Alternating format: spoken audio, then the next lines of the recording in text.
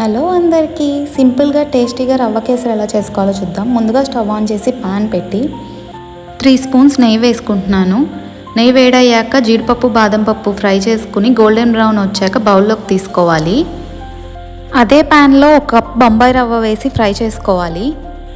రవ్వ కొంచెం కలర్ మారే వరకు దాన్ని ఫ్రై చేస్తూ ఉండాలి. నేను ఇక్కడ చూపిస్తున్నట్టు ఈ కలర్లోకి వచ్చిన తర్వాత బౌల్లోకి తీసేసేయండి.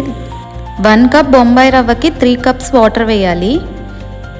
వాటర్ కొంచెం హీట్ అయ్యాక 1.5 కప్ ఆఫ్ షుగర్ యాడ్ చేస్తున్నాను. నేను 1 కప్ రవ్వకి 1.5 కప్ షుగర్ అండ్ ఇక్కడ ఫుడ్ కలర్ యాడ్ చేస్తున్నాను.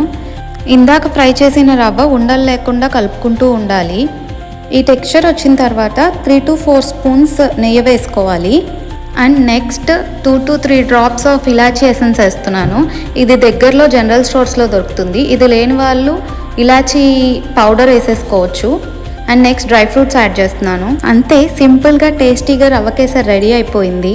ఇంటికి ఎవరైనా రిలేటివ్స్ వచ్చినా సింపుల్గా 15 మినిట్స్లో చేసి పెట్టేయచ్చు. ఇది తిన్నాక ఎవరైనా సరే సూపర్ అనాల్సిందే.